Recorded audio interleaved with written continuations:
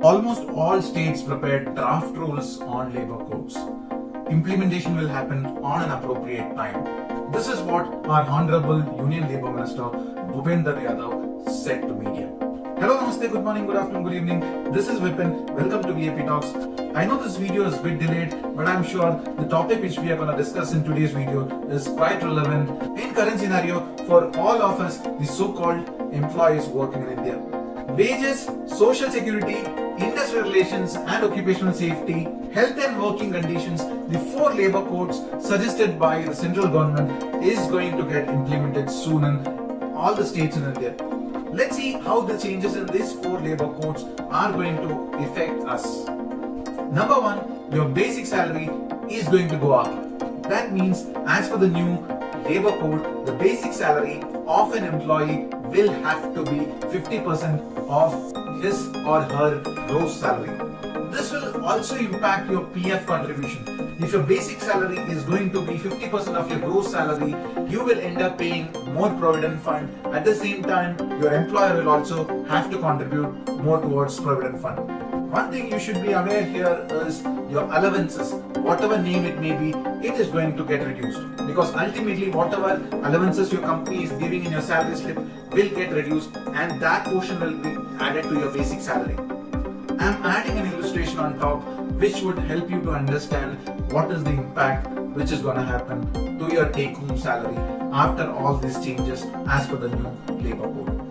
Now let's see what is another change which is going to happen to your working hours. Yes, your working hours can go up. As per the new labor code, the companies will have the provision to choose between 4 to 5 working days. That means your working hours can go from 9 hours to 12 hours a day, provided the company will allow you to work only for 4 days. That means the new labor code has put a capping of 48 hours working in a week. So the employer can choose whether they want to make you work for 4 days or 5 days. In addition, the overtime limit has been increased from 50 hours to 125 hours. That means if a person is working over and above this permitted 9 hours in a week, he can still work till he accumulates total working hours of 125 in a month. The changes in the new labor code also helps you to take leave once you complete 180 days of working in a year. That means you will get 12 days leave in a year provided you complete 180 days of your working. Earlier the same used to be 240, so the government has reduced that 240 capping to 180 days so that the employee can get the benefit of leaves as per the Factory Act. Unlike earlier period, the new labor code also allows you to encash your leaves every year. That means you can encash your leave, accumulated leave annually. As per the new labor code, the organizations are supposed to take consent from female employees before putting them in night shift. This is only permitted provided the organizations has met their workplace safety standards.